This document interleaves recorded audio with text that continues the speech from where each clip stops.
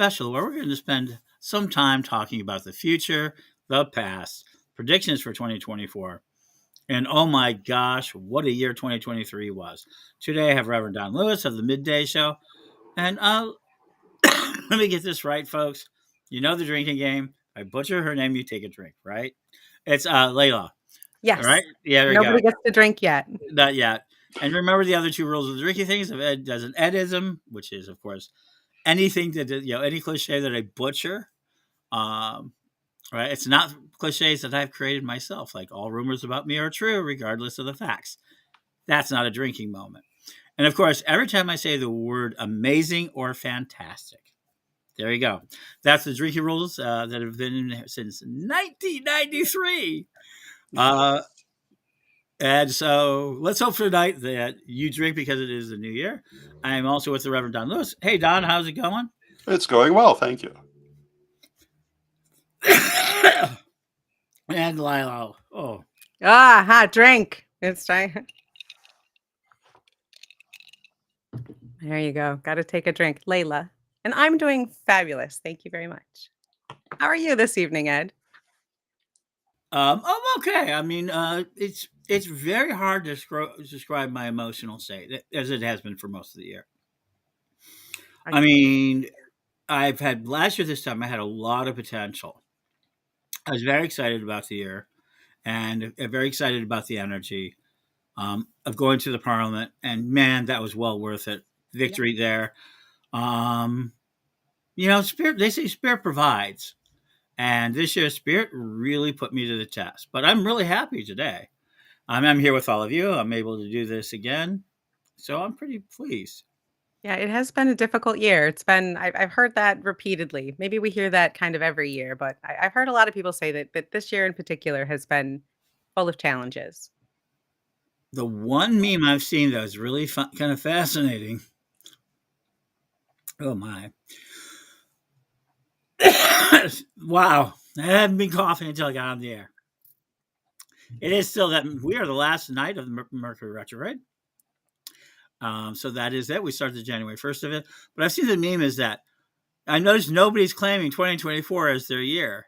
I have it. It certainly is our year, but I do think it is that. So, okay, Don, why don't you get us started for a moment? And why don't you go ahead and start with one thing that you are grateful for 2023? And then being alive. That's a good one. Almost wasn't. Yeah. No, yeah, you really did come. For those who didn't know, you really came on February 11th. Came close. They said I was within minutes. Mm-hmm. Wow. So I guess that is something to be extra grateful for. I'm glad you're here with us. Thank you. Yeah. And yourself? Me? Yeah, you. Oh gosh, I am grateful for so many things this year. I'm grateful for my family. I'm grateful for my friends. I'm grateful for a lot of the connections that I made. You mentioned Parliament. I got to go to Parliament for the first time this last year, and it was better than I expected. It was absolutely phenomenal, and I'm still feeling the effects of it. So definitely grateful for that. Do you want to know something? I'm still feeling the effects of the one I went to in 1993. I've heard that. That's a common.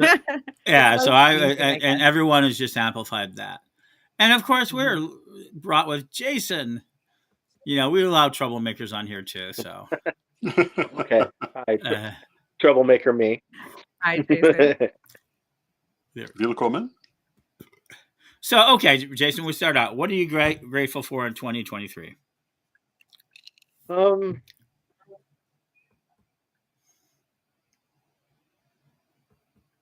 Being employed still. Okay.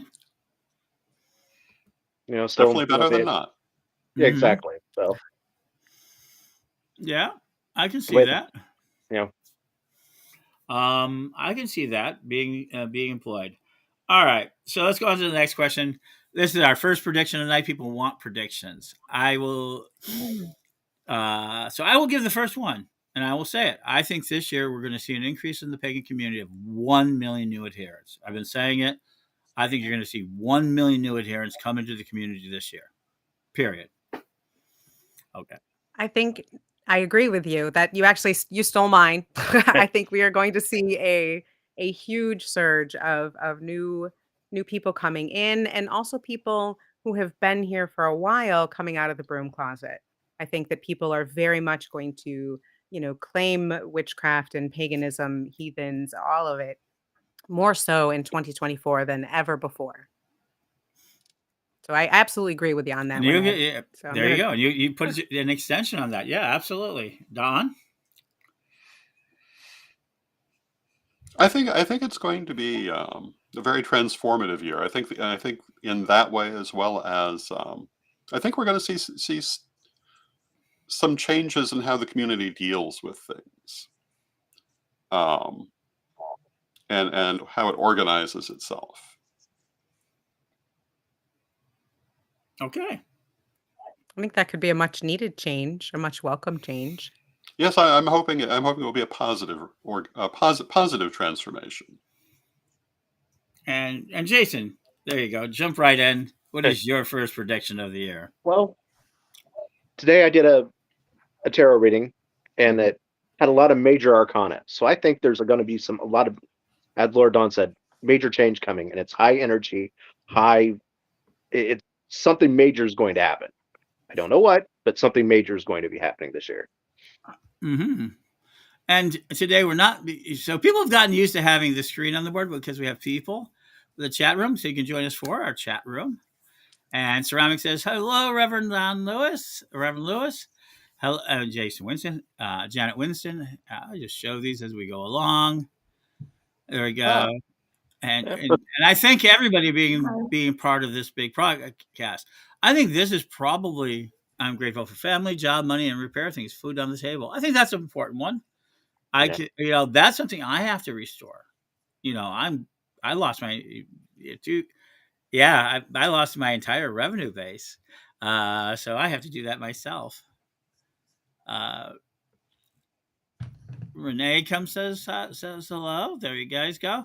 All right, so we're grateful for one thing. We 2024 is anything. Let's go ahead, and I'm going to ask Jason first on this one. Do you have a lesson you've walked away from? I'm sorry, repeat that again. A lesson you've walked away from this year.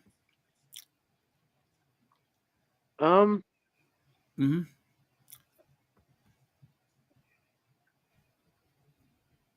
And welcome, Christine. Patience. Yeah. What I learned patience. I mean, and determination this year. That's the lessons I've had to learn this year.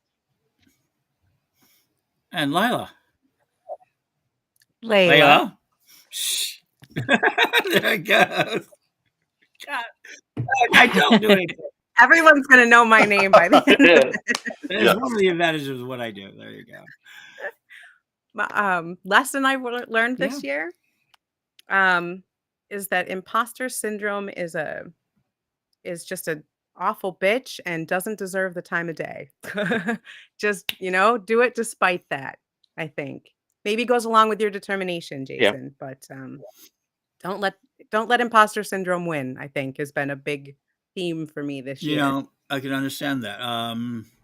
It's taken me a long time. I mean, I will tell you, I probably have only really moved into Ed the Pagan, probably right during COVID is when I really got comfortable with it. But for most of my childhood, my adult life, I was what I called a grown-up pretender. I was and I visualize myself as a grown-up, like in the suits and everything else. I'm handling it from the inside, so I understand that. I guess my lesson is, the road of hell was paved with good intentions. I now know what that means extensively. My road this year was a road of hell. I mean, no question about it. And I took all the rules. If you're walking through hell, keep your head up, proudful. It can't get to you unless you let it. But the idea that good intentions can lead to hell, the path, line the path of hell, was my 2023. So there's my lesson of the year. All right. That's a tough one. And we see, who's this? Show. Janet Winston says, I feel the same, that there is something brewing on the way. Can't say if it's negative or positive. Fair enough. Yes, I hear that a lot. You're not the only one, Janet. Mm-hmm. I've seen that in several of the groups I'm in. People's predictions for this coming year seem to be tumultuous at best, I think. Um, and it is an election year, so that's not surprising, but it does seem like there's something in the air. Oh, this week I did Witch Rising with some very Mhm. powerful female voices, and they're all saying that because it's an election year, it's extremely important. Voting is extremely. They're making it like you can't really realize how it is. And we have an early Happy New Year, but by the time you're watching this, you might be seeing it's Happy New Year. It's Right. always at any given moment in any given place in the world and anywhere in the multiverse, it's Happy New Year. So we're living that life. Yes. So I'm going to take you in a very strange, and this is going to start with Don because he's smarter than all the rest of us. And I don't mean that, but you are deeply knowledgeable. Yes. Okay, so we have this calendrical New Year, Yes. right? And then we have the Samhain or the Salmon or the Witch's New Year. Mm-hmm. And the next month, on my birthday this year, the new moon's on my birthday, 61st. And it's the year of the rabbit going to the year of the dragon. We still have 39 days more rabbit. Rabbit. Right. Go rabbits. And then it becomes Chinese New Year, Mm-hmm. which is on the new moon and things like that. Then we just had, I think, Hanukkah, which is also a passing of a new year. Mhm. And they have a different calendar. So in all of this, we as practitioners of magic, what should we be following? Well, I think it depends on your individual background, but Mm-hmm. I honor most New Years. I think of the calendrical New Year as the practical New Year. I mean, it's when in the real world we change the date of the year that we're writing down. But the liturgical New Year for many of us comes at Samhain. For others, for some it will come at spring equinox. For some it comes at the fall equinox. In the Asian New Year, it will come in February. And I don't see any reason that you can't celebrate all of them. Each of them brings in its own influences. And I think it depends in part on whether you have any portion of that background or whether you practice the schools of thought that are connected with it. If you practice Asian astrology, for example, that New Year is very important. Or if you live in an area where it will be celebrated, Mm-hmm. might as well join the party. Yeah, and really Always a quick. good reason to party. And Jan points out that our birthday also is a kind of a New Year's Day for each of us. Right. Mhm. And Janet Winston says, my niece said she feels the same way about the former subject about the feelings of things coming. Yes. So I went Yeah. that out. Yeah, our birthday starts anew for me too. And I'm people don't realize it. I'm really into my birthday internally, but externally not so much. I throw parties. I've had parties. I've had great parties for my birthday. Wonka Fest or Wonka Gross, and I've had some major parties. The This year, chocolate elephants were very memorable. yes, I would have that. But I do it as eternally. And last year was very much was the end of my solar return, and the way the astrology has been pushing me forward. This year, it's a new year. It's a new Chinese New Year. The dragon gives way to the rabbit. So the metal rabbit or the black rabbit gives way to the green dragon, which is fascinating. The green dragon is a very fascinating creature in the Asians. And I've always seen my birthday as a way I measure things. I've always measured my things by my birthday. And for me, until recently, I had the most interesting. I think somebody would say I had one of the most interesting New Year's Day traditions in the world. Oh, what was your New Year's I've never tradition? And did you do it on your birthday or on the New Year's Day the calendar? today. Mm. This is only the second time in 30 years I've not done it. So I never spend the same place twice in a row. I've been all over the world. I've been in all different places for New Year's Day. I've been in big parties. I've been in people's homes and everything else. Yeah, last year was my daughter's home, and this year I'm in my daughter's home for various reasons. So I broke that. So yeah, my tradition. I'm hoping to get back to it next year. But I like spending Mhm. places with strangers, not just friends I know, but I like spending time with strangers on New Year's Day because it's the one day it comes down. Mm. You know, Reverend Don, you said something about how all of them are different. You know, all these Mhm. different New Years are important for different reasons and bring like a different energy. And I completely agree with that. I also think that there's with the calendar New Year, there's so many people putting energy into that Mhm. of the ending of one year and the beginning of another. That just to tap into that energy around the whole world is such a heady thing, you Mhm. know, there's all that transformative energy, all that belief already right there. Whereas with some of the other New Year's, with Samhain, it's also there, but it's different, Mhm. like you were saying. And then with birthdays as the New Year, which I love that, and I think I'm now also going to celebrate that. Um, that also is a different kind. It's a more personal, closer energy, but you know, another beginning of a cycle. Mhm. And we're all so much about cycles. I thought that was very interesting that you said it that Thank you. And we can interpret all of them for each person and get some very detailed information about how things are changing in their lives at different times, way. especially the birthday New Year.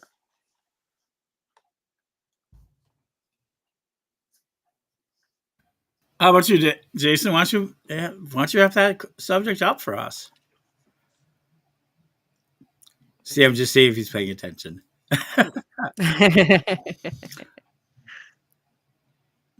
Um, I don't know. I honestly don't know, Dad. Okay, that's fair enough.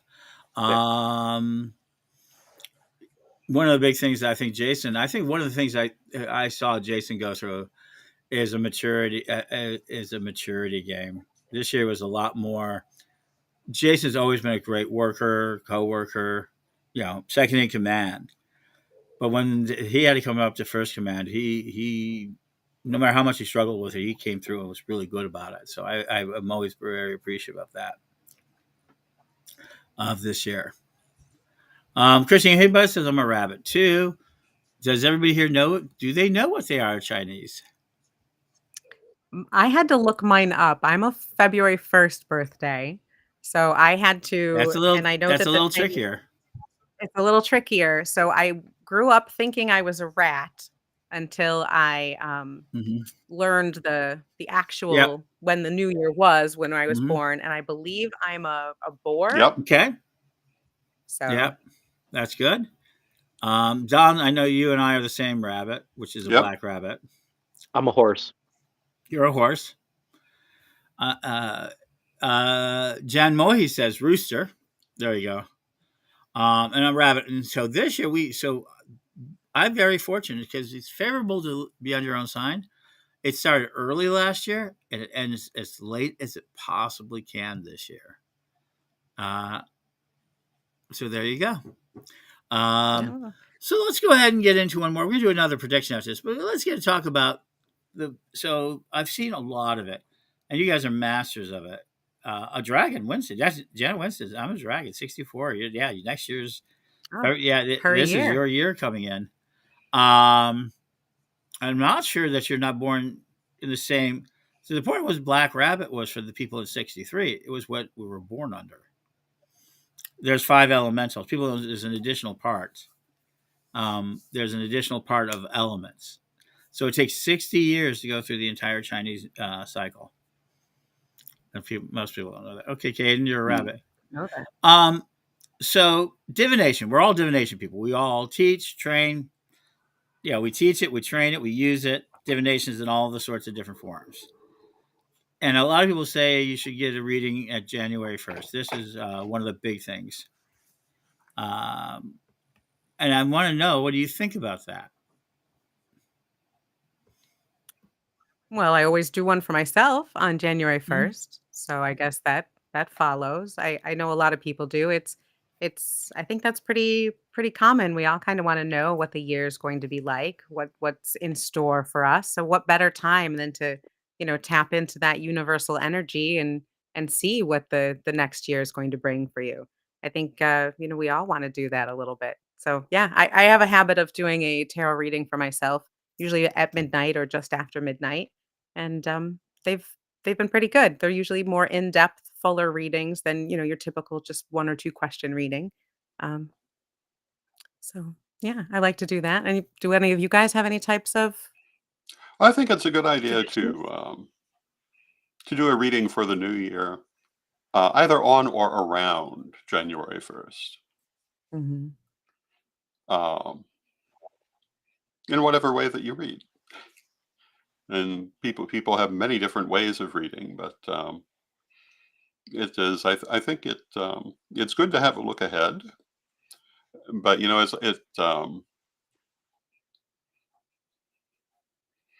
the other side of that is that you get a peek at what's coming. So hopefully you like it. Hmm. I think there's yet one more side is putting the current year to Yes. bed.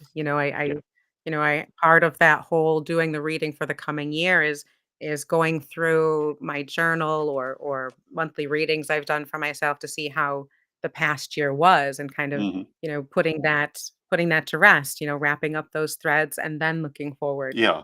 doing the reading for the next year.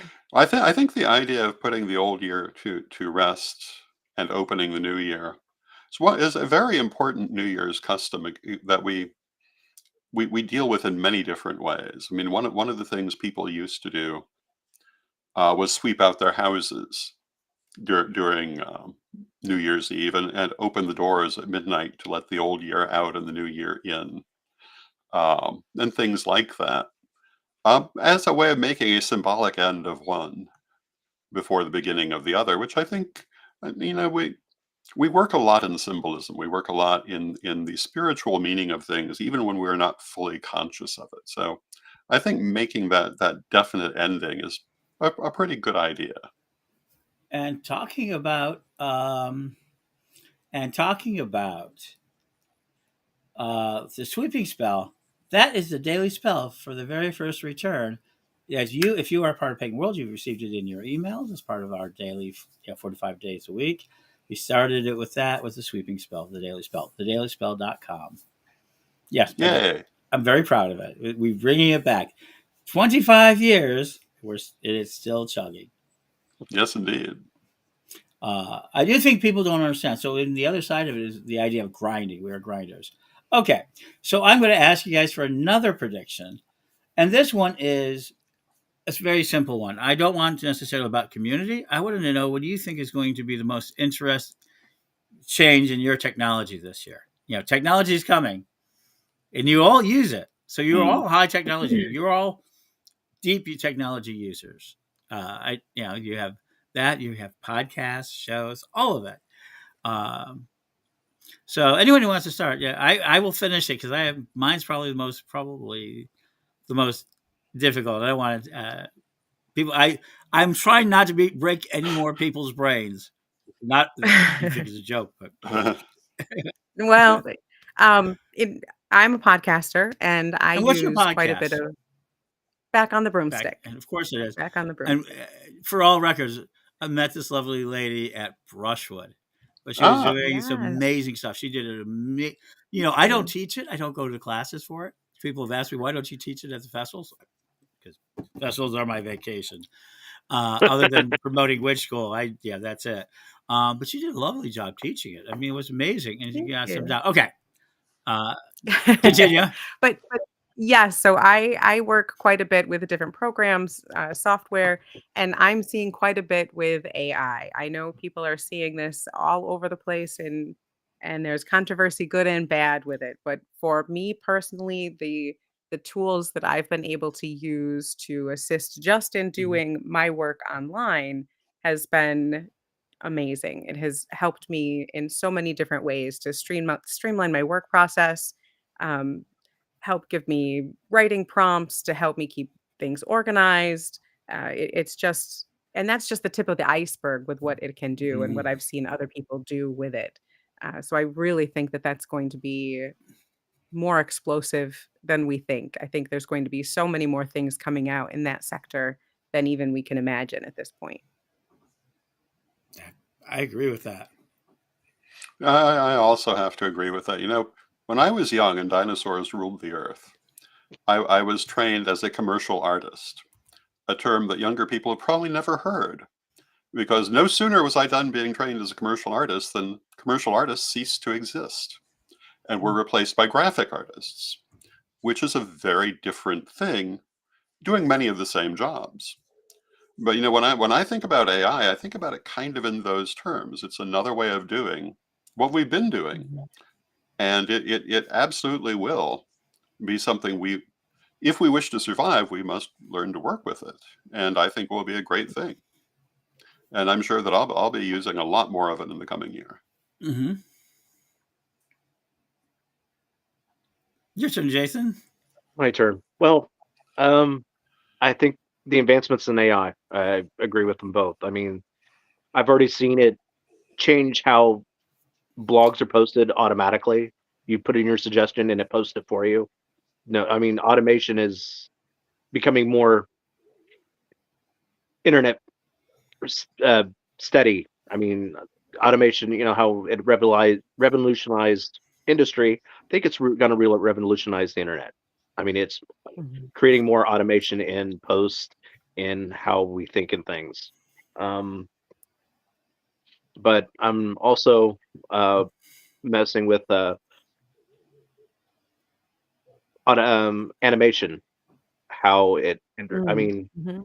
taking the other day we were messing with puppetry.com and animating Lord Don's face and adding his voice into it. It did pretty well. I mean, you could definitely tell it was not him, but I could see it just becoming much more improved over time Well, on how it. when you think that it was just mere months ago, maybe less than a year ago, that it couldn't even replicate pictures very well or create that, and now it's gotten so much more advanced, so quickly, Mhm. exponentially quickly. Yes. I think it'll be pretty interesting to see what happens. So I will make my prediction on technology. This time year, next year, we will no longer be talking about AI. It'll be talking about will we allow a robot in our house? So Mm. it will be we will AI will absorb most of this year, but by this time next year, you'll be asking people will be asking. There's a company going to be is going by 2025 is going to be producing 1 million robots a year. Humanoid robots that we've been looking for, Rosies. Rosies are coming, and you're going to start seeing them in 25 and 26. So that's going to be one of the biggest questions we're going to see. We're going to leave AI Mhm. behind to ask if we're going to allow these machines into our house. I do. I think that is my big prediction on it. And I will tell you where we're going to see it first. January 9th. Watch your news station, watch it everything about the Consumer Electronics Show. The number of people bringing in their new toys to show off to the world, it's going to freak people out. It's going to cause future shock. But that's my prediction for this year. This time next year, we'll be talking robots over AI. You might be right. And I wrote down, Christine mentioned that she wrote down everything she's leaving behind today, and she's going to burn it tomorrow. I think that's a great exercise, and Yes, that's one indeed. of the days. And so we're going to say, we have ceramic saying hi. Oh, that's up there. Uh, and so we got more people saying hi. There you go. As much as I love him, thank you for the award. I got an award from his organization. I cannot pronounce it. I Congratulations. do not even try this word. Uh, uh, so you can pronounce it, right, Don? Surthware, Okay. or something to that effect. So that, Well, uh congratulations. huh. So it was something that was unusual. I did not expect it. I mean, it was called it was called the Scrolls of Knowledge, and it was kind of unexpected. It was about the idea of not just the work I did for. I'm used to getting some accolades for what I do for Witch School, but this was accolades about the work I did in the community. Uh, all right, this one I have to answer. Not to be funny, but the future of the Jetsons and of course the Flintstones. Same future, same time. The modern prehistoric family is after nuclear war. So are the Jetsons. Roy showed us that. But people forget that it was a 1963 commercial that was 2063. The year of the Jetsons wasn't the turn of the century. People got that idea in their head. It was 100 years in the future. I'm not sure we're not heading there. We We might might be. very well be. I don't know. Rosie was pretty cool. I could do with a Rosie, I Yeah. suppose. Mm-hmm. And yeah, that's going to be a very hard question because not only is it Rosie, McDonald's has started the first fast food foundations. Everybody's talking about how AI is threatening our jobs, right? AI with robots. The robots, we've been working on robots for a very long time. And Jan Mohi mentions we can't allow AI to take over the place of critical thinking. Why not? We've let so many other people do it for us. That is the very nature of the aristocrat. It's what we're going through now with the Christian right, right? Mhm. They're taking away it is. No, critical thinking has always been absurded for the majority of people by something else. Be it the king of the top of the mountain with his beautiful castle. We all praise the king's birthday, and we give him money and food, and he sends out the troops to protect us. We've always had somebody who's made more of the critical thinking than others. We've Uh, traded our critical thinking for safety and security, usually. Yes. and status. There's always a contingent of people that want someone to take that critical thinking task away from them. They would prefer not to do that work and have someone else just tell them. And that's, I think, a part of the problem is there's that contingent of people that don't want to critically I think. will Well, tell. Go ahead. well, I was going to say, I think the other thing is that critical thinking isn't necessarily a natural trait. It's something you have to be taught. And a lot of people are not taught it. Their parents don't know how to think critically. How could they teach the children? The teachers don't know how to think critically, not really. So how do they teach the students? Even if they were to be allowed to. It's something that has to be developed. And it's very much a skill, not a natural trait. And I think that anything we can do to increase it will be good. Mm-hmm. But I think that we make a mistake if we think that it's automatically there. Good point. And it's always been true. I mean, how much critical thinking did that they had to hand over to 1, 2, or 3 men to build a pyramid? When you build tall buildings, you have to hand over a lot of control of the entire area. Well, that's a little different, I think. I think giving up control to achieve a short-term goal because someone has more knowledge than you, I think that requires a little critical thinking to begin with. You're trusting that you're using your Yeah. knowledge to trust this person to lead the team. And the So building's not going I to fall I think over. Yeah, and that's why you're on the show. That's why a lot of people become witches, because I'm going to tell you, you're going to pay me. You're going to tell me what to do, something I know how to do. You want me to put this ratchet, you put that nut, put a bolt on the other side, and do it 100 times. I am not going to give you a moment's thought on that. I'll do it.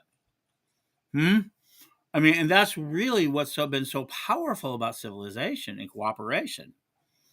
The problem is once we fulfill that role and how greedy the people are on top of us and how much we're willing to fight back. We fight back. I mean, we're fighting back now. Is the important part. I mean, we have to want happiness. But what do you do with that happiness? Well, we're part of the entertainment in the world. I hate to tell people this. All right. For entertainment purposes only. Well, and I'm telling you, next year, the number one word you're going to hear is day trading. Gary Vaynerchuk has been pushing it out. Marketing is going to get majorly changed into the idea of the attention is the asset. Not just the numbers, attention. How much attention can we all hold of each other to do things? That is the new economic fuel. Prediction number 3, attention is the asset. Day trading attention. I really do think that's a critical part of the future. And now we have this sort of new wild society. Oh, they're saying, Jan Mohai is saying that I'm a teacher, a chemistry teacher who they very much like, um, still has it. So, folks, there's chat rooms in the 10 and the 13 places we are today: Facebook, YouTube, Twitch, and it'll be later on Blog Talk Radio, iHeartRadio, and Spotify. Because we're a growing transmitter and network, something that I predicted 2 years ago we would become, and would become a very part of it. Somebody asked me today, where do I get my numbers? I said, I don't. They're instinctual. I'm an observer. And then the very people who are defending the right of the old number people. Okay, I jumped into a new conversation. I believe the numbers around our community are not good numbers. We really don't know how many pagans, witches, Wiccans, magic users, cultists, and these sort of things. We have a better grasp of the New Age. On that, we definitely have a New Age idea of what those numbers are because they're more critical. But we don't. We don't have a clue. Not a really good clue, right? And everybody's defending a Pew report from 2014. They're defending all these sort of models that are just not good. I say, okay, I'll accept your numbers. Fine. I'm saying we're going to double our numbers. We're going to get another 1 million people in to 2 million. All of a sudden, where do you get your numbers at? Where did you come up with that? Absolutely turn on the thing, realizing I said, I didn't. This is what I believe. This is a prediction. And they wanted to know my models and where do I get that information from? And that I'm wrong. They're like, oh, yeah, okay. Well, I anecdotally, Ed, I absolutely 100% agree with you. I hear from people every day who tell me that this is new to them and they've just found this path and they're so excited to be here. Or they were on this path a while back and now they're back on it again. And I do feel, again, only anecdotally, I do feel that there are more and more people coming into this.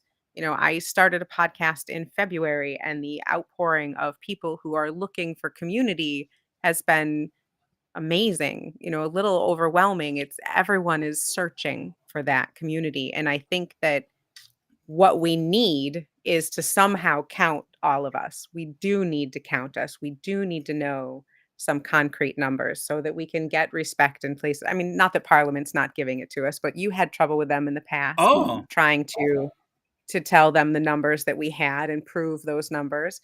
I don't think we can even get on like the census of religions in the United States. There is no such thing. It's like 327.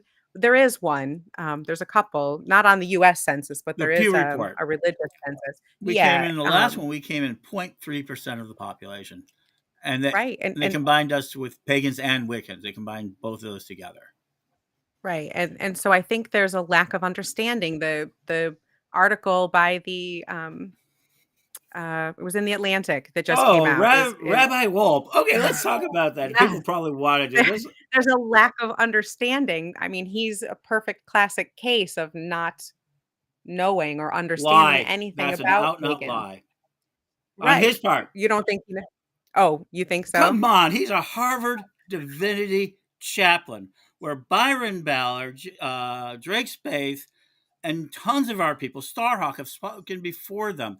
There is a Harvard pagan group, right? He is a major scholar in interfaith. He knew exactly what it is. And I want to thank John Halstead for pointing out he plagiarized an 86-year-old speech. Yeah.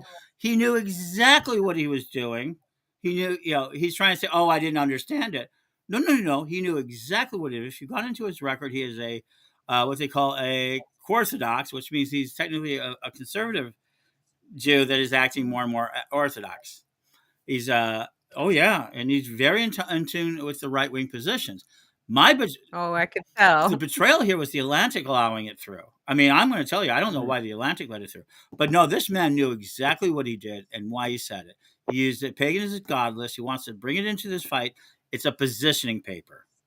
Oh, I'm what I don't think he expected I don't know if he expected the backlash, or maybe he did. Maybe he was looking for it to get his own attention. I'm not sure.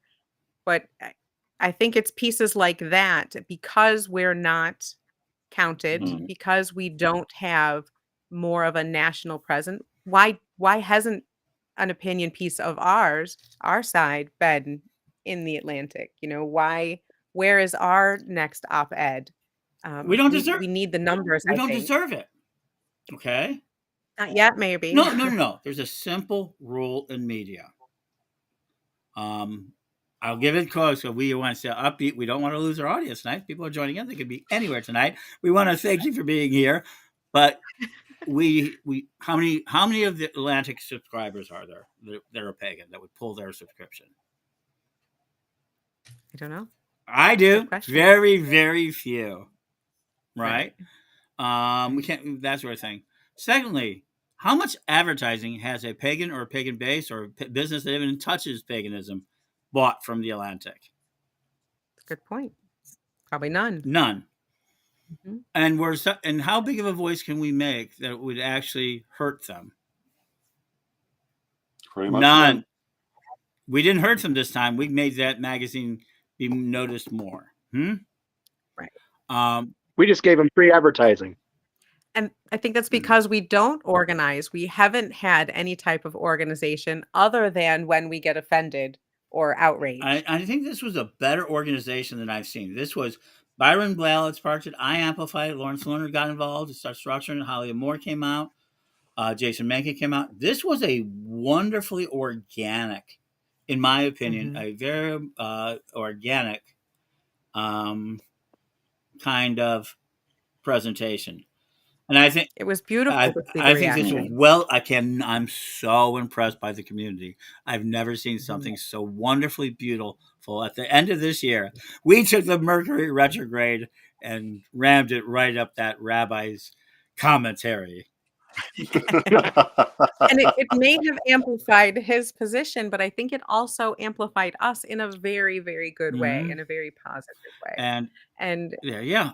no, go ahead. No, you're right. And I want to say this while I'm doing this. Christine is saying more and more people commenting on the Pentacle Ring and sharing their pagan beliefs. Absolutely. I think that's absolutely true.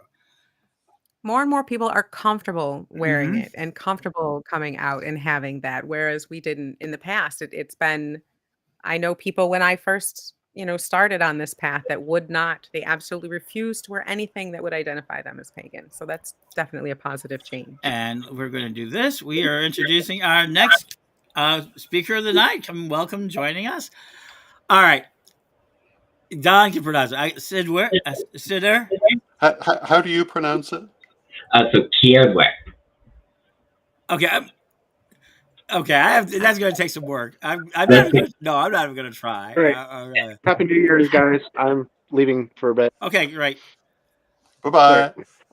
Wait, before Bye. you leave, one last thing. So before anyone leaves, what is the blessing you're looking for next year?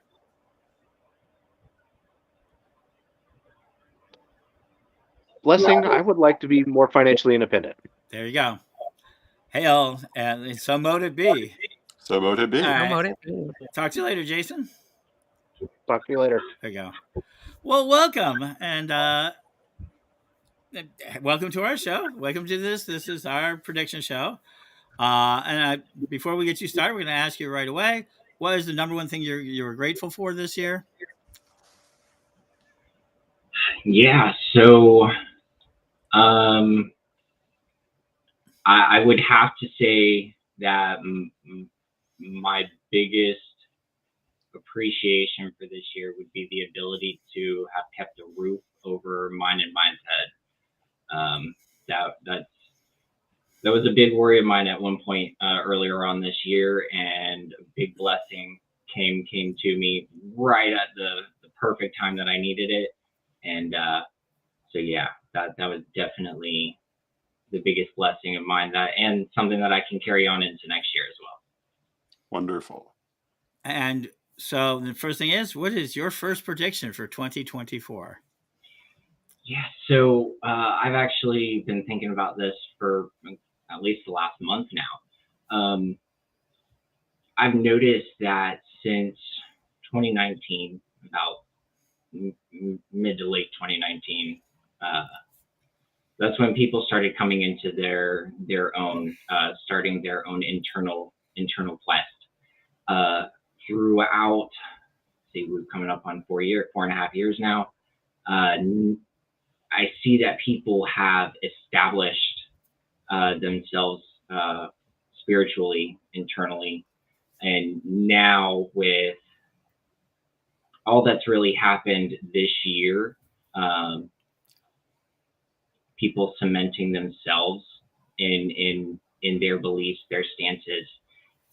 Spiritually, now in 2024, people are going to start doing so within our physical realm. They're going to start standing up for themselves more, standing up for their beliefs more, speaking out more. That's more of what I see. Terrific. That well done. And so let's get on to it. You did something I think that lifted a lot of hearts unexpectedly. It lifted mine. And a lot of people around me were like they were both shocked and impressed. I want to thank you. I received a scroll of knowledge from the Sacred Path Tradition Seminary. I got that right. Yes. Sacred Path Pagans, yes. So we, over the last couple of years now, we've actually opened it up to the public. We offer various recognitions. It originally started with something just inside of our own organization, but we realized that there's a lot more people who do a lot of things than just inside of our own internal group. So 2 years ago, we opened it up to the public, and what we do is 2 months previous to December, we open up a form to the entire public. Like, it's not just particular individuals who are allowed to fill out this form. We literally share it to the entire public to nominate individuals for particular recognitions. And yeah, this last year, it wasn't a big thing, which, that's okay. That's perfectly fine. This year, when it seemed to have gotten a little bit more traction,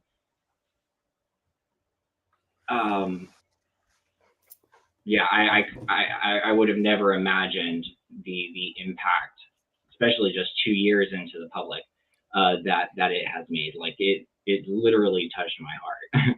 That's wonderful. It certainly touched our heart, and it was very unexpected, which was the best part. Yeah, Now this. Oh, I'm so sorry. Go ahead. Oh no, I'm sorry. So could you tell us a little bit more about the award that was given, or Yeah, All of them. so because I'm not familiar. I'm not very familiar with this. yeah, So yeah, absolutely. So the one that Ed received was the Scroll of Knowledge, and that is actually awarded through our seminary, Pagan Path Seminary, to individuals who put a emphasis or even just work with other educational organizations within pagan guidelines. There's a lot of Christian, or not just to pinpoint them, but they are a larger one. There are other organizations out there who have their own religious educational institutions or other organizations that help out a type of educational institution that are religiously oriented.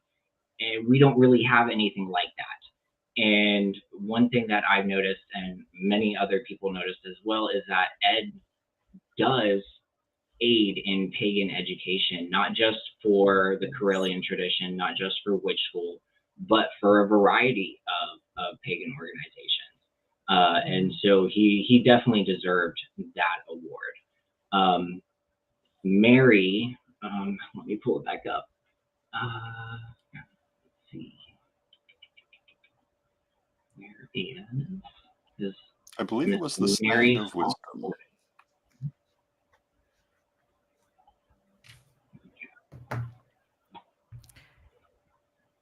Definitely want to get my Now information right. Oh, I'm so sorry. Now you mentioned that this is something that your organization votes on and distributes these awards. Or the public votes on it. So the recognition form is open to the public. Then we do have a group of 5 individuals who search through and kind of feel like who's done the most, what seems to have had the most impact, and that's where the final recognition comes in. Oh, very cool. Where is... Oh, okay. So Miss Mary Hawk was awarded the Sting of Wisdom, which represents knowledge, power, and authority being used wisely. She being weekly, as far as I'm aware, here on the lives, granting advice being through spirit. She's done multiple streams regarding particular forms of justice, and she's never spoken out of turn from what we've been told. She really does use her words and energy wisely, and so she was awarded that as well. Oh, She very nice. really Very does. cool. Now, if somebody wanted to check that out for next year, or and you do that yearly, Yes. Yep. where would they find that? Yeah. Like, do So you have a website? you can go to the Sacred Shield website. That's sacredshield.life. So, and then in the, pull this back up here so I can guide everybody to the right location. Okay, so up in the top, there's going to be a section, the About section, and when you hover over that, there's going to be the recognitions. If you click on that, it's going to pull up the ones that have been publicly awarded last year as well as this year. We've already gone ahead and put those up. And then there's also going to be a hyperlink with the application. That hyperlink is no good at this current time. It's still up there. We're going to go ahead and remove that. But we open applications or the forms around Samhain. Very good. I think, having awards like that for kind of goes along, Reverend Don, with what we were just talking about a little Mhm. bit, with having more recognition and more community, Absolutely. more things that can bring us all together. I think having things like that where we can recognize each other and recognize good things that people are doing in the greater community, I think that'll go a long way towards really helping to bring us all together. I think So that's I very think that's true. very cool. And for people who do work in the community, being recognized, I mean, they don't do it so that they'll be recognized, but being recognized is always a little demonstration that what they're doing matters, that Mhm. people are affected by it, that it's helping their lives. And sometimes depending what the person is doing, it may be the only real evidence they get of how they're really helping people. Because if you're Mhm. doing like a podcast or something, depending on how much of an interaction you have with your audience, you may or may not know how people react Right. to it. There are people who have far more impact than they realize. And of course, there are also people who have less impact than they think. But, but we're speaking more about the first group. That's very true. So, jumping in here, the next thing that's coming up in our community, I think is going to be really kind of important. It's called the Witchies. Yes. And yet another award, Yeah, eh? and What's the Witchies? the Witchies is ran by the Modern Witch University, Devin Hunter, a group of people out of that. Matt R. Some of these, the authors, the writers, they up in the, I think California and Northwest part of the that's part of the United States. They've been doing it for years. They do a podcast called Modern Witch, and a couple of others. Jason Mankey is a part of it. And they've been doing it 4 or 5 years, and they asked for a large number of nominations, mostly looking at what is in the immediate last year. Some other things, but mostly the immediate last year. And this is the first year we actually, as a group, actually had things to nominate that were ours. We have been participating. And so tomorrow, or maybe even the next day, they're going to bring out a list of people who have been nominated that they've accepted. They've asked for nominations. We've asked for a bunch of them ourselves, and then they'll put it up. And when they put it up, you have 20 days of voting. Oh, wow. And it's a great way for the Okay. community to participate in that sort of actions. I think that's a great piece. Yeah, that sounds like a lot of fun. Again, it's a good way for people to get recognition that might not otherwise, And Exactly. and that's always a nice all boost. And right, everything that increases recognition, I think, helps to build the community, Mhm. all right. and also helps to build positive feeling in the community. I agree with that. And the music awards have shown us that. A couple of other things have shown that. All right. So Mhm. I'm going to ask you to put on your thinking caps here and ask what is the most incredible thing you can think about happening in the future? Like people say, "Oh, it can't happen," type of thing. But you think it's In the future possible or in the next year? in the future, next year, relatively short distance. Hmm? Hmm. Most incredible. Hmm. That's a big ask there, Ed. That's not an easy I answerable will give you the one that question. I'm thinking about. We're going to start seeing flash drives carrying around libraries. Hmm? Well, I mean, don't we already kind of do But that? that's what I'm talking about. But Library of Congress size libraries. I'm talking Mm, about that'd be cool. 100,000 book libraries. Hmm? Not only are we going to be carrying 100,000 book libraries around on a Mhm. flash drive, but we're going to have AI powered personal assistants that will be able to find us anything. We can describe anything, any type of author, any type of subject, any Mhm. type of, you just give them a phrase, something you remember from a book, and it'll help you find books to go through that. Yeah, I can see that. That's fast too. How about you, Don? Or sit there. You can go jump in front of Don if you want.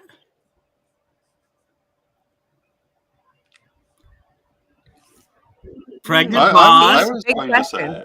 say, Okay. for the metaphysical / pagan community to focus on our commonalities and the things that could bring us together rather than the things that keep us apart.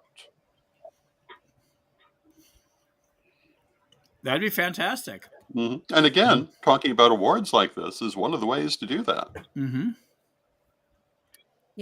Maureen saying that for the pagan temples to Mm-hmm. return, I do think we're going to see, kind of along with what you were saying, Ed, about having more people, another million or 2 million pagans. I think we will see more festivals, more established groves, circles, churches. I think there'll be more. I have something to say about that. If this really does come to pass the way it is, where we made our mistake before, we actually have had a wave that we predicted of 100,000, and we were absolutely correct. And we saw that. But last but not least, Yeah, so I'm actually kind of piggybacking off of what Reverend Don had said, because that was the first thing that popped into my mind was true community. One of my favorite quotes, I use it on my Facebook, I use it on my personal website, is there's more that connects us than what divides us. And being able to have a true pagan, witchy community without recognizing any sort of boundaries or differences. That is what I would like to see. Like I understand that we all have our own particular traditions for a reason. But when we come together and in our group, those boundaries, those walls need to actually fully come down. That's what I want to see.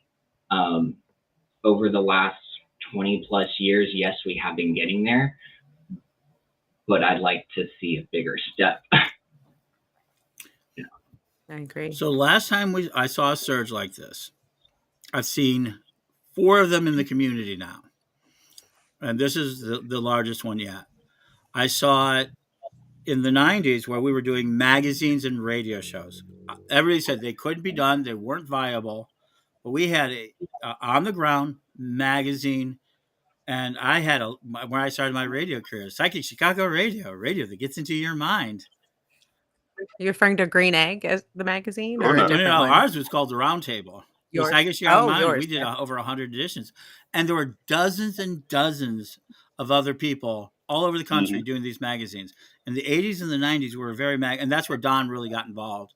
And we did the Round Table, 100 issues. You know why we stopped? For the Daily Spell, which began again today. Yeah.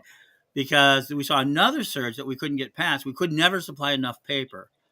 and the Mhm. attention was to these internet. And we were one of the very first internet magazines. Hmm? Yes, we were. Yeah, and so and then we went into Witch School, and that was that whole surge in the early 2000s. And then we saw, and we basically grew all through that. We've never seen that stop. But then at the beginning of Facebook era, there was an explosion people didn't see. And that's where the numbers get really, really fuzzy for us. Because what's a real connection? What's a real group member? Whatever. Because we've connected so many more times than people said. And because now the internet has become, and we're starting to sort ourselves out, I think that we're now facing, and what has happened at each of these times that we've seen surged? Not Unrest. enough teachers, not enough teachers to take people on, and that they get channeled onto all these different groups. These groups try to get more and more people, and instead of looking outward, they start sheep raiding. That's what we call it. I hate to say it, but we want to take the members from the coven next to us, and that got to be put on a national level. But at the same time, we saw so many people shedding away into the nons that because we didn't have anybody to serve them. This time we have to be ready to serve them. We have to connect them. And now we have all these different patches. I think that's a very valid point. It's the connection that people are looking for. They're looking for teachers. They're looking for connections and community. And if they don't find it, that's where it's going to run into a wall. That's where we're going to fizzle out if we don't make those connections or help people find teachers that they need. Hmm. Well, let's talk about your past, Don. Let's take you back to your first magazine, Oh Wheel my! of Hecate. Yes, the Wheel of Hecate, And when back they in the were, 1980s. yeah, it was in 4 issues, right? There were 4 issues. Yes. And there's a 5th one that never got put out. Yeah, the 5th one is sitting in a box, I believe, in my storage space. Well, Mhm. no, I think it's here in the office actually. Mm-hmm. The lost issue. The lost issue, the issue on sexuality. Yeah. With What'd you put that in the closet for? my mother died, and I ended up in I'm sorry. mourning, and by the time I came out of mourning, everything had changed. Mm-hmm. But we had some great articles for that issue. We always had articles from Paul Barrel, from Grey Cat. We had articles from Silver Ravenwolf, who had only just become Silver Ravenwolf at that time. Previously, she'd been Silver Raven or Ravenwolf, depending on whether you were talking about the writer or the artist. We had a lot of interesting things that unfortunately never got published. But you also had the Wiccan Pagan Press Alliance. Yes. Hmm? Yeah, there was the Wiccan Pagan Press Alliance, which became big was founded around that time, became big for quite a while, and many different magazines were part of that. And it was an attempt to try to unify the efforts of the pagan press, which was a significant force at that time. Today, it's barely remembered that it was there, but it was the internet of the day. And if you got copies of those magazines, preserve them. They have value. Yeah. And they'll be more and more in the future. I used to, I did a special very early this year called My Career in Pagan Journalism, I think it was. Yes. In which we talked about a lot of those old magazines. I mean, I went through decades, one by one, and talked about how things had changed. And showed some of the old artwork that I used to do, because I was doing artwork for like 90 different magazines back in the 80s. And that was certainly not all the magazines that were publishing. But because I couldn't extend to do all the magazines that were publishing, nor did all of them use artwork, which is what I was mostly doing. Right. But what was interesting to my mind, in some ways, we had a somewhat more diverse community, at least in some of its voices then than 10 years later. There came to be a lot of emphasis on trying to have a more uniform outlook, which I don't think helped anyone. Okay, so we're going to go on. This is New Year's Eve, 2024, an 8-year. Tomorrow is actually one day, the first 7 days of the numerology. Actually, the first 9 of them are all single digit. 1, 2, 3, 4, 5, 6, 7. 8. So it's a sequence, which means it's supposed to flow. In numerology, anything we imagine and out there. So if you could grant somebody else's wish for the new year, what type of wish would you want to grant? Ooh, if I could grant somebody's wish. Mm-hmm. Wow. Well, let's see. Whose wish would I want to grant? What would I want to grant them? That's pretty heady power there. I'm starting to feel like Glinda the Good Witch over here. Be like, We still have not held a court on if Glinda's a good witch or not. She's a damn great. is that up for debate? is up Yeah, for I can see debate. where that would be up There's for a lot debate. up Yeah. for debate. She brought in a young girl that helped her lead a house to kill a witch. Said She strapped some shoes on her feet that she could not get off against her will. Yeah, I'm thinking that's pretty she hid the fact pretty that she could have gone shady. home at any time she chose to, and then Without telling her that part. tell you She could have apart, told her and that ended part. up her discrediting the wizard as well as the death of her fellow witch. Are these the actions of a good witch trying to save Oz, or a master Hey. manipulator? She's pretty. She was only doing it for the good of the kingdom. There you go. That's obviously since she's pretty, she Mhm. couldn't be bad. What are you thinking? In the words of the song, she was popular. There you go. She's the popular. So, she's the and we're popular going to give one. Christine Higginbotham the first answer to this question. Well, if you could grant a wish for others, for someone else, what type of wish would you want to do? And she said, my wish for the near future, it would be just as easy to find a pagan temple as a Christian church. Yes, preach There you it. go. I love That's that. great. That's a good one. Mhm. All right.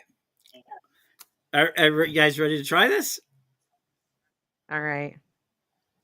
We're- I'm Okay, ready. good. Go. Mostly ready. Okay. Let's see. Someone else go first. I gotta think for a minute. Glinda over here needs some time. So I'll grant you my wish. I wish that everyone takes command of their AIs. Ooh. Take command of your AIs. I wish everybody can take control of their own AIs. They're cheap. They're free. This is a land grab. This is the 1949 gold rush. We can name it all the different things it is, but it's that moment. I like that. I think I'm going to go back to when I first said that, taking control of imposter syndrome was a Mhm. big one for me this Yeah. year. So I think I'm going to say that my wish for other people is that, that they can really find the strength to do things badly. Find the strength to get up and do it anyways. Get dirty, get messy. Don't be afraid to do it badly. Get out and just do it. So that's my wish for people is you'll Mhm. find the spark and the strength to just do it. Just do it badly and have fun with it. That's it. That's great. There you go. Yeah, some ought to be. Linda has Yeah, spoken. There you go. you're pretty. It works. See, I'm not evil. popular. I'm not evil. See? There you go. There you go. I'm just gonna keep saying that. Okay, Sadir.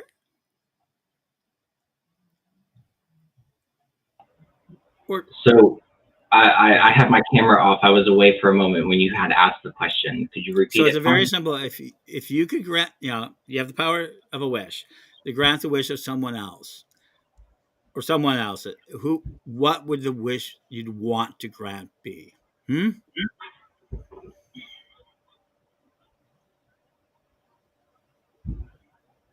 See, and you're pretty too, so it can't be evil. That's right. There you go. Well, what you want? I'll give you a second to think out. Don, why don't you go ahead? I think I would say to be able to express, for people to be able to express their personal message within the community in positive ways, particularly through things like artwork and music, original artwork and music, in the manner of the Goddess 2000 project. I like that. Art in all of its forms, whatever form that takes. I like it. Well, art is one of those things that stands up through generations. Sometimes it long outlasts the movement that gave birth to it. And sometimes it keeps movements alive. If we look at Art Nouveau and artists like Mucha, their artwork is still widely admired, but no one would describe themselves as being part of the Art Nouveau movement today. But it keeps their ideals and their conceptions alive and in people's minds to some extent, and has more than once brought some of those ideals back into common usage. So artwork and music are both very powerful tools that are often ignored. Okay, it's a good wish. Thank you. Yeah, so when I hear the term wish, my mind kind of jumps back to the childhood fairy tales, and I immediately think of wishing for one's heart's desire. However, then my mind starts to think, well, sometimes our heart's desire is not always what's best for us. So I think mine would be granting the wishes that the universe knows is good for the individual who's making that wish. I like that. I Mm. like that. Like a wish that your higher self can grant for the greatest good. I like like that that. too. Most people so for me, wish magic, and I do very much mean it. There you go. Of course, while this is out, there was a mention of the fact that you are beautiful, not pretty. Thank you. Thank you. I believe you can be both, but but that I understand what they mean. They didn't. Nobody ratified the fact that Sadir is also pretty, as we mentioned in this. No one mentioned your comments of your looks, Don. So, Cherry old. Duggan, Gene Griffin. Will they show this? No, they will not show a GIF. If you send a GIF in the chat, they will not let me put it on the air. All right, and this is I'm late to the party. Well, welcome anyway. Brilliant idea. Welcome, New Fire Year. Snake. There you go. Pretty is for rookies. Okay. There we go. All right. So All there right. you go. So I have just two more questions in my quiver, but people can ask anything you want and everything else. So if 2024 is about attention, right? How far should you think you're willing to go, and should the community be willing to go to get attention? Ooh. Yeah, this is why I'm. Well, Don can tell you. You can do This it. is why you're Ed. Yes. How do you phrase it? Yeah, the distinct points you do about the questions that were ask the questions that no one wants to be told. Heard. The most dangerous man in radio. Yeah. Actually, been called the most dangerous man in radio. Yes. Or dangerous man in the community. Well, you do have that tendency to enjoy barbecuing the sacred cows. But I don't mean to. Okay, well, we'll talk about Dharma burgers later at another time later this year. But I do think that we're hearing more and more about attention. How do we handle it? Why did the rabbi happen? Well, we had enough attention. People, he really didn't think we were paying attention. No. He didn't consider us a big enough force. Even if we did, a few people in the basement. A lot of these guys think we're just in the basement in their living rooms, not rebuilding our houses. See, I used to be, and I let me tell you, I no longer accept this idea. We started in our basements. I was one of the most powerful temple, and Donna Cole dedicated her basement to her temple just as anyone else would. Called Temple Sacred Stones. That's where I got my Gardnerian training. Very proud of it. Very distinct. Today, people aren't just buying houses to put temple room in. They're, Rain Packery puts a library, and when she got a new house, she got a whole temple room. What you're seeing now, I think what now we're starting to see, finally, is churches and houses together. Just like it always has been historically for churches. Churches were not the corner building. The idea of a commercial church where it sits on the corner of the building only existed in towns and places where there was plenty of outside housing that the preacher could go into. Usually that preacher worked in the jobs. But in the Catholic model, which took over the world, there was always a parish house attached to a church. Mhm. And we tend to look at the Baptist and the Scientologists and Joel Osteen in his 40,000 seated ritual space. I want to get one of those, put a crystal in every seat, get ourselves going, right?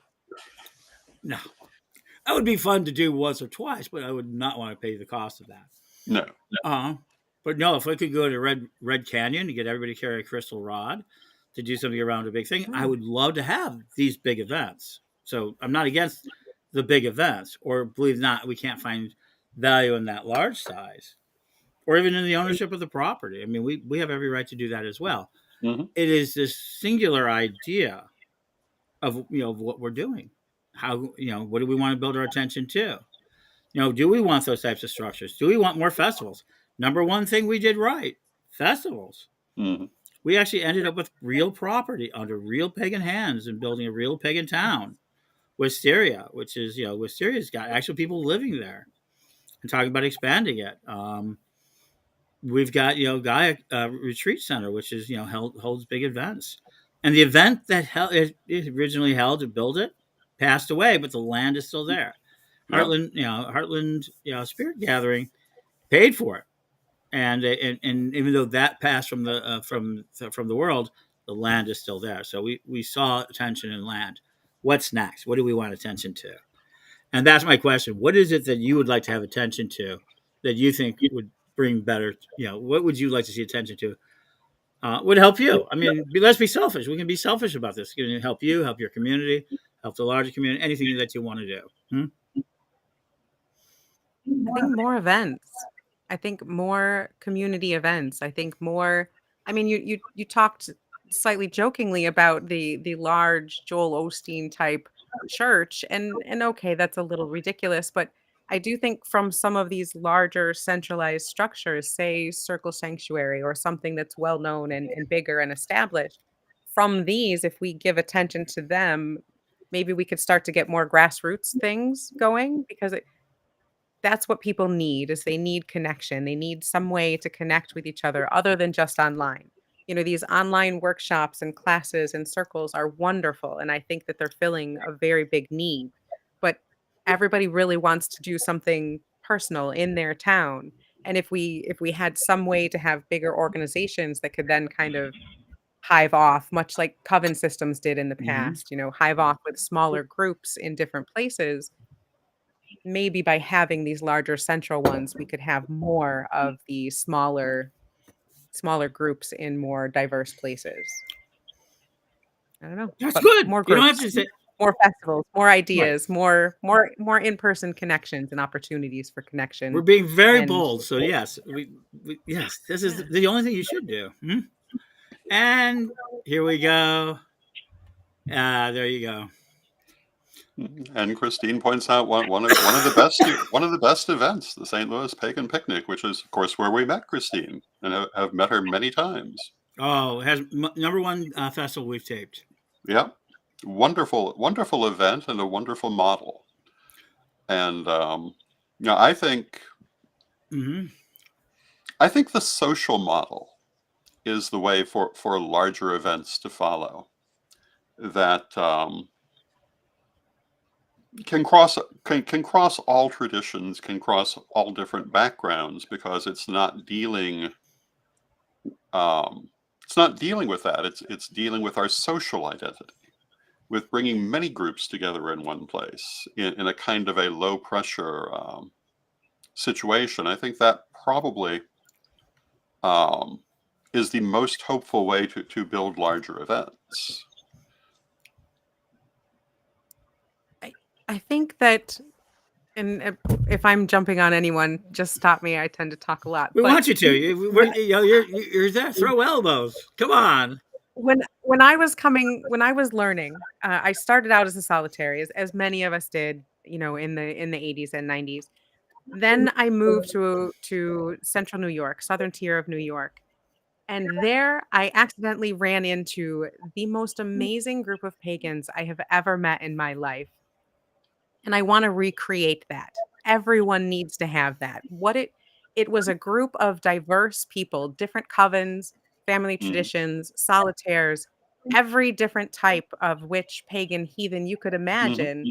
And we would get together on every Sabbath. We would get together every different people would call the rituals. We would get together on land that was owned by one of, someone who was part of the group, and we would experience different rituals and different weekend, intensives, and it was absolutely amazing. There was such a wide variety of people to learn from and to work with, and they would go home and do their own circles and things by themselves, but we would come mhm. together as a community 8 times a year, and unfortunately, it was awesome. It was the best, and I don't think I appreciated it as much when I had it because I guess I thought it was going to be more common. I thought that that was something. I mean, I just stumbled upon Mhm. it. This must be everywhere, and it's Oh, not, no. and it should be. We I don't know what magic was there to allow us all to come together like that, and What was willingness? maybe, I mean, when maybe I it was became stubbornness, involved maybe. with the Northeast Florida Pagan Leadership Coalition, my Mhm, advice to them, based on my experiences with the Chicago Pagan Leadership Coalition, was that those who want to work together should, and those who don't want to work together should not. That if you bring together the ones who want to have community, who want to work together, you're going to have far better results. And there are in every community people who do want to do that. But Mhm. what happens is that there are also often people who, for whatever reason, don't want to do that. Maybe they're afraid of the competition. Maybe they can't stand other points of view. mhm. Um, but they will often work very strongly against it. And what you have to do is you have to bring the ones who are willing together and be prepared to stay together even if there's opposition from those who don't want to see people working together. Mhm. I think there needs to be a core, at least, of people, leading, Yeah. people who can show by example that we can all work together Hmm. possibly. I'm not sure, And they but need to have thick I skin. miss that kind of connection. Yeah, thick skin for sure. So I have a statement to this. I have now looking at says I don't care about the no's. If you tell me no, right, and I think you mean it, I'll leave you alone. If Hmm. it's no and maybe it, I'll give you one try at it, but I don't that. I'm only looking for yeses. I only look for yeses. If you say no, I believe you and I let you go ahead and there. I just told somebody the other day on my own page. They were like arguing with me over this, and it says, "Well, it was about the idea of needing more education, more of a central community through a Hmm. directory." And I'm talking Mhm, connected, not unified. He tried to argue, "Oh, you just want to unify?" No, I just want to connect you.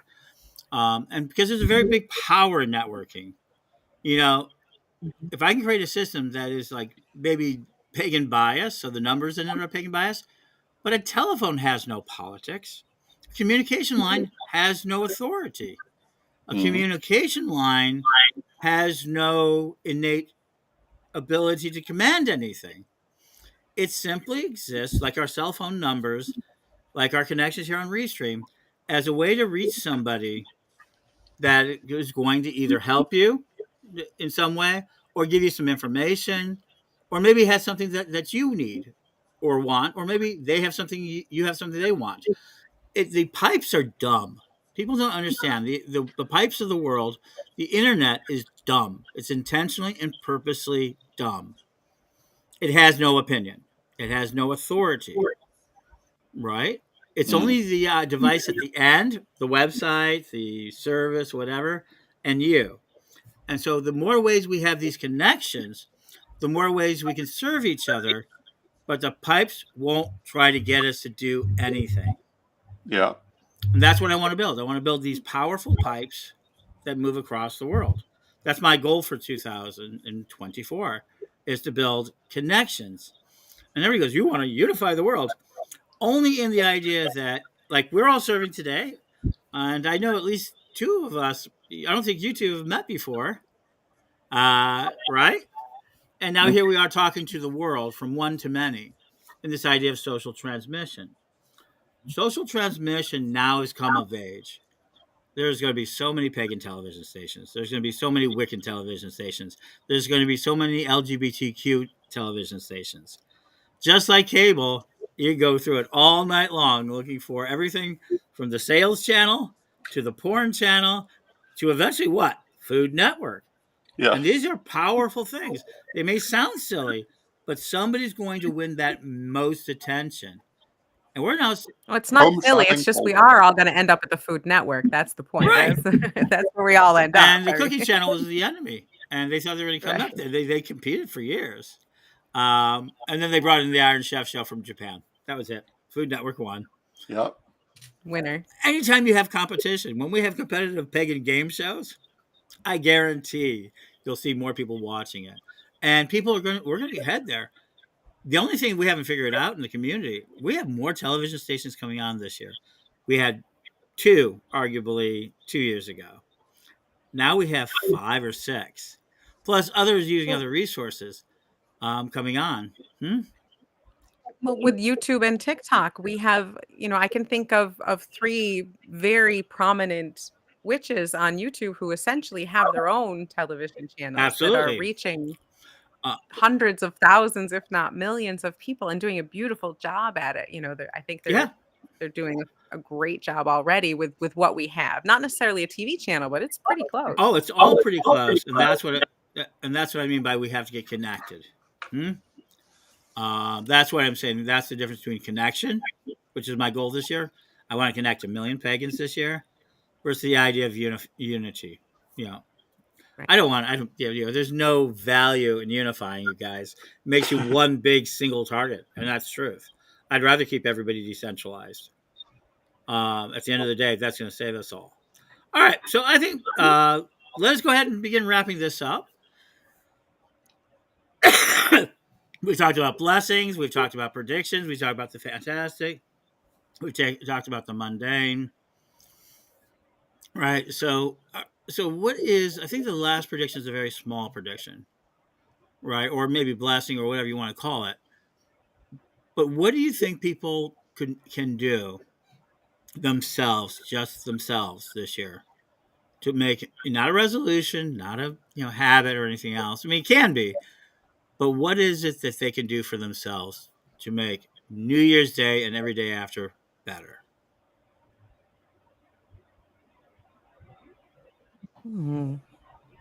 Again, geez. Well, I've got top-notch people. There you go.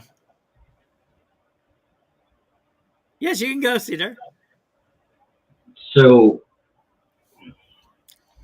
I something I've noticed from the outside or looking outwards, but it could also be like an internal thing as well, because it's something that I have been working on myself, is the setting and sticking to boundaries, right? We make these boundaries for a particular reason. It's not to cut something or somebody off, but it's just to make our lives more sane, easier to walk, especially because our paths are difficult enough already. What sticking? We'll just leave it at that. Sticking to our boundaries. When we are able to do so, we'll be able to much more easily find our inner peace. And I think that individuals who are strong enough to, or have been strong enough to create those boundaries, can also find the strength to stick to them. That's a good one. Boundaries can be very difficult. And so having, I think paying attention to them, New Year's is a lot about intention setting. And if you, I don't know, just kind of pay attention to setting those boundaries and have that as something that you're putting your attention towards, I think that can really help, because sometimes I forget like you get involved in something and sometimes those boundaries can get fuzzy maybe and slip a little bit, but if you put more intention to that and really focus on it, I think that can be very helpful for a lot of people. So I know that's something I have trouble with personally. And it's just like anything else that we work to create. It's not something that's going to happen immediately. It is going to take time. It is going to take work. But through that time and through that work, that's something that becomes a more foundational. hmm Yeah, I think that doing something intentionally every day, an intentional act, if it's in the morning, in the evening, but for me, that's been something, excuse me, this past year that has been really good for myself and my practice has been being very intentional with something. For me, it's been a morning routine, a morning ritual that I do try to do every day and put it and be as intentional as I can with it. And so I think being more being more intentional with my actions, finding particularly if I can one thing a day to really focus on, slow down and pay attention to um, for myself. I want to try and continue that for this next year. It's just being much more intentional with myself and with the things I choose to do. I think I would say being clear on what people really want.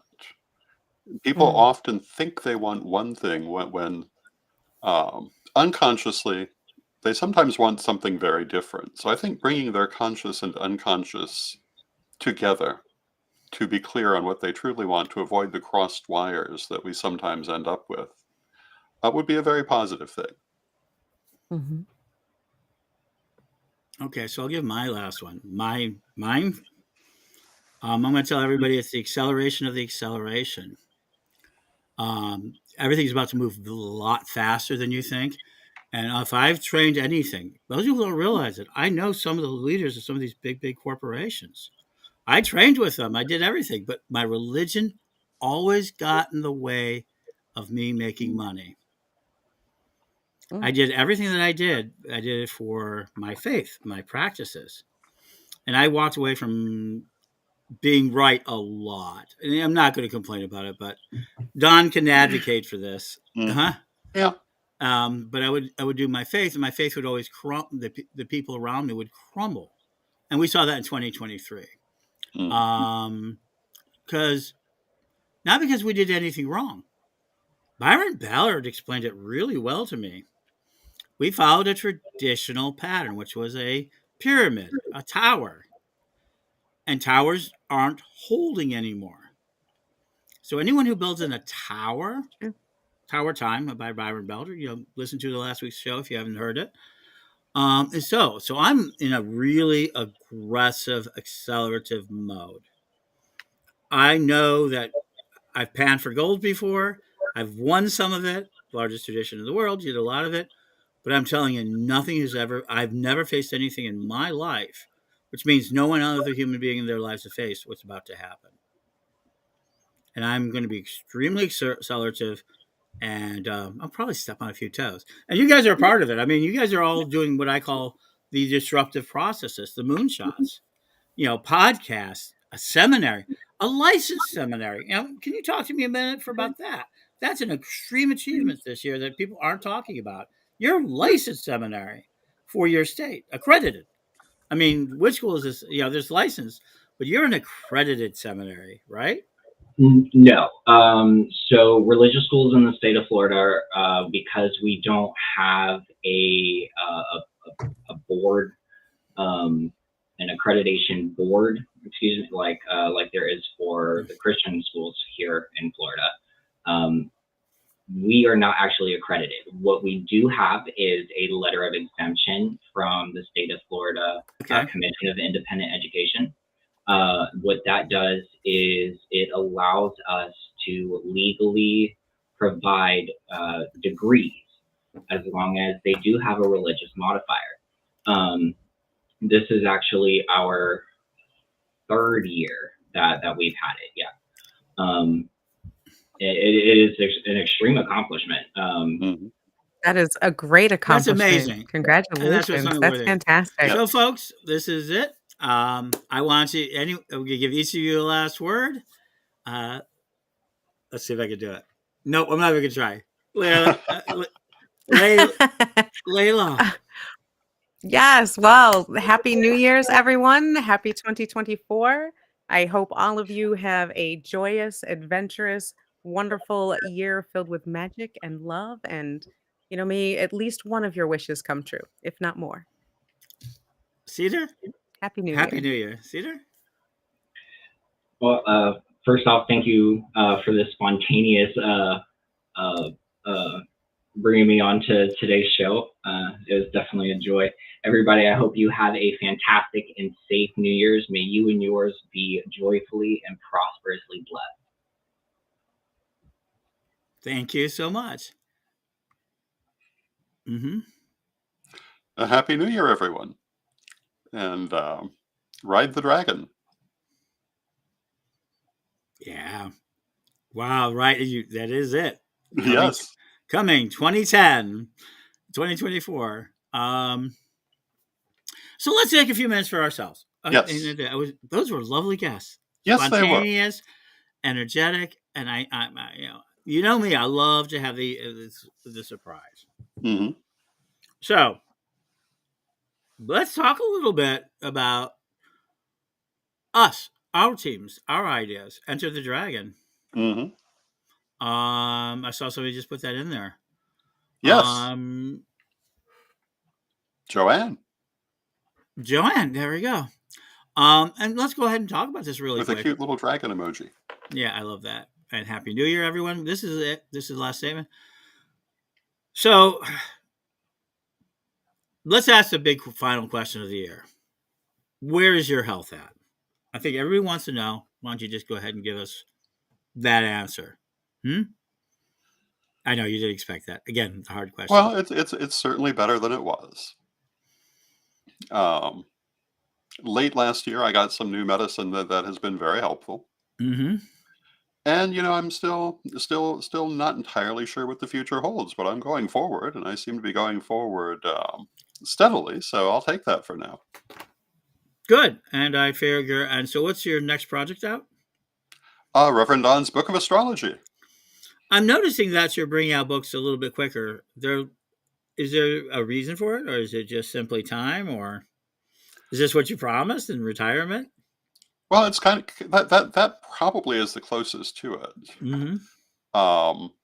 It's an aspect of having retired from the more active parts of some of my positions. I have a little bit more time to do that sort of thing. Mm-hmm. And of course, we also just brought out 40 Spells to Better Magic. Before that, the Corellian Book of the Dead, Travel Magic. We brought out a number of books this year. And really quick in the new year, we're going to be talking more about those books. We're going to need today. This year is the reality show piece, but let me go ahead and be honest with you guys. I think this is the year for the reality show. I don't think people understand how independent I've become. They're used to me and you being a team, but we're not the team we were. We're completely restructured. Yeah. You have a team to support you, and you're still doing the Corellian publishing and the Corellian books and everything else. But people don't realize you're not taking an act, and you're on the air every day. Yeah. You're being incredibly supportive. You're in an editor position, but people have been saying, "Oh, isn't Don?" People are asking, "Isn't Don in charge or involved?" No, this is really scary for me, folks. But no, Don is not making those decisions anymore. They're not making the choices. And people have always gone with this strange idea of, Swami Ed and Zombie Don. Okay, let's take Don out of the picture. What am I going to do? I think I was surprised on how bold I'm getting. But I think the biggest, most important event of the year, by far, you can talk about later in the year for October, December, but the biggest one for this year, before Halloween, is the Corellian Lustration. Yes. Why is it going to be one of the biggest magical events you've ever seen?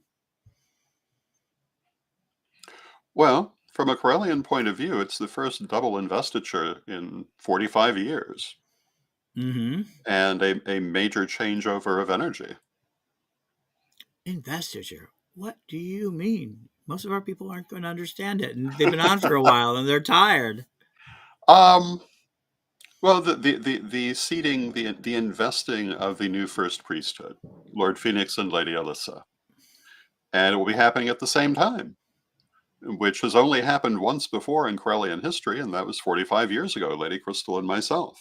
Mm-hmm. And Lady Crystal and I are still retired in office. We're still there. But Lord Phoenix and Lady Alyssa have been confirmed by the Witan, so they're fully seated also as First Priesthood. And they are the active First Priesthood. It will be a major change and a major event. Well, if you don't get the transfer of energy, it really has a lesser effect, doesn't it? Exactly. I will argue That's what makes the ceremony important. It is a transfer of energy. A big transfer of energy. Mm-hmm. I'm looking. One of the things that's been very, very hopeful is to see the extent to which, we'll call it the egregore of the office has already reached out to them. Mm-hmm. But the investiture is the official linking to that. Mm-hmm. And yeah, it's a thing. It makes a difference. So I think it does too. So find out more about it. Don will be talking about it on his midday show and everything else. Oh, yes. But this is the reality show. Me and you could stay on here for another 7 hours if we chose to. We could. Or we can go ahead and turn it off and say, decide to come back in an hour, a week, or a month. Not only that, but we can put people on here 24 hours. Mm-hmm. I don't think people understand how incredibly important this moment is. If you're still listening, and Ginny Griffin and everything else, understand, I believe that we have reached the beginning of the singularity. We're on the edge of the event horizon known as the singularity. And I think we're ready for it. We're right for it. And that's it. That's what we're doing. I'm accelerating the acceleration. I've said this before. Mm-hmm. But me being independent, I'm just clergy number 4. And really, the Corellian tradition is now taken over by its own members, by its own students. Mm-hmm. And that's the new first priesthood basically grew up in the tradition. Isn't that amazing? It is. And the legal structure went across, and everything has been beautiful. Now we do this investiture. Largest amount of jewelry you're ever going to see. You're going to be seeing so much magic. I mean, Spring Mysteries is one of those beautiful, beautiful sets. And I think anyone who can get out to the ATC's Spring Mysteries should. Mm-hmm. But you can only come to the investiture once. That's true. This is a unique event and a unique energy point. I'm so excited about it. It just turns me on.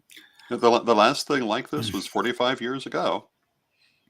And even between those events, there is considerable difference. And so by the next time something like this happens, it could be 40 years or more. Mm-hmm. And it could also be very different at that point. So this is a one-time event in the way that it will be. And let me offer another thing that's going to happen there, and I'm hoping that it does happen, is I'm bringing the stones from the Parliament of the World Religions to the lustration. Yay. And those stones were in ritual. And we scattered. And Lori did something that was very symbolic of what was about to happen. She scattered amethyst everywhere. Yes. Quite accidental, intentional. Depends on how you believe my magic works. and between now and then, we're going to absorb the energy across America. One of the earliest reports when we captured the energy of the lunar eclipse, the solar eclipse, in, what was it, 93? Mm-hmm. In Danville, even a reporter came out. There's going to be some energy. Might have been 92, but it was 92, thereabout. America is about to be sliced in half by a solar eclipse. Yep. And where you're going to be with the crystal web, we're going to take those energy, those Deus stones, all those stones, and we're going to absorb a lot more energy before we head into it. I'm so excited about the amount of energy we're bringing in through the crystal web. The crystal web is one of the most amazing psychic engines ever built, and most people have no idea Mhm. the many ways it can be used. So this is where I have to live my life, my best bro tech life, I guess you call it, because I am the bro tech of psychic services. I know it. I've networked it. I put it together. The Crystal Web. I've had a lot of great people help me. Nobody builds anything without a team. That's true. But fuck the world. They require us to have like a face. Hmm.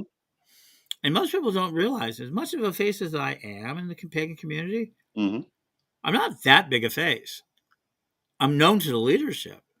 Hmm. You're more likely to know somebody I helped than me. Hmm.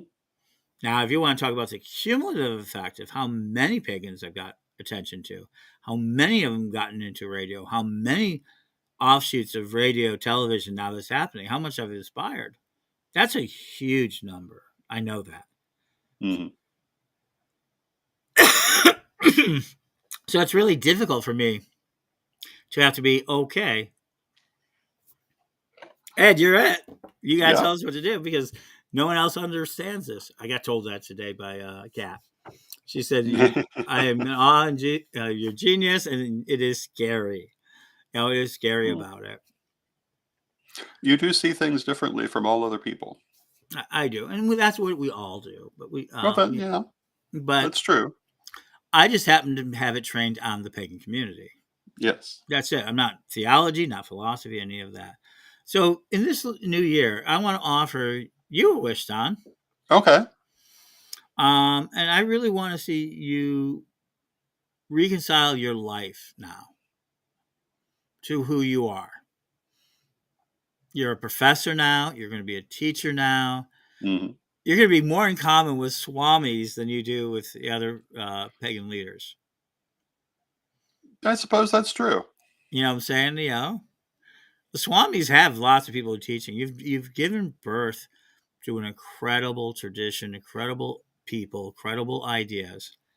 And even if they even break away and do other things or they scatter, that seed is still there. And it keeps growing, keeps germinating. You've created seed all over the world. No, And that this seed is true. and that seed is created seed. And in the Philippines, that seed is created seed. Oh, yes. I mean, you've got generations of creation that you've developed. Hmm. And you have generations of leadership that's been thoroughly tested. Yeah. So I hope my wish for you this year, my hope for you this year, is to reconciliate that individual you're becoming Hmm. from that who you were. Thank you. It's I will accept that. Janice, forward and backward. Yeah.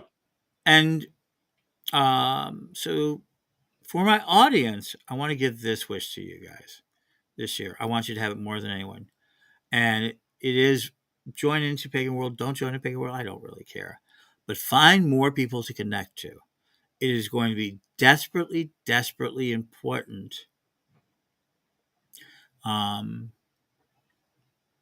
that you're connected to at least a few people. Of course, I cough in the middle of this. But I mean this.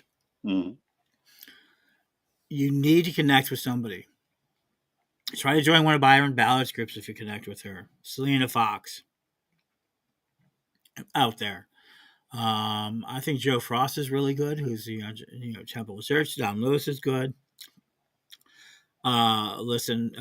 Kemp, Maxim Kemp, Phoenix.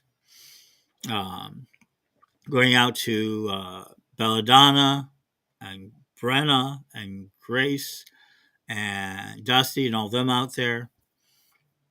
Sidwin down in Florida. D down in Florida. There's hundreds of people, thousands of people that you can connect to directly, even if you don't work with us. But we've got to get connected and connected fast. And that's my wish for you, that you get connected and feel more community. And for me, you guys don't already realize it, but I'm about to create the technology I'm about to bring online for people. When have I not brought you the future? That's true. What is my magic? I love the future. And with that, I want you, Don, to give us the final blessing for the night, and off we go. Divine Mother Goddess, Divine Father God, beloved ancestors, we thank you for all that you do for us in our lives, and we thank you for all that you have brought to us in year 23, for the lessons, for the joy, even for the pain, for these all are part of life. We ask you to help us now to carry forward the good things that we have gained and learned and leave behind us all that is not helpful as we move into the new year, and help us to achieve our goals in the new year and to have happy and joyful lives. Beloved Mother Goddess, beloved Father God, beloved ancestors, we thank you with great love and respect, and knowing you are always with us, but from respect, we thank you for your presence, and may it be blessed now and always. And we will be back soon on Pagan World TV, Pagan World Radio, and Pagan World, the project that's going to change everything. Blessed be. Blessed be.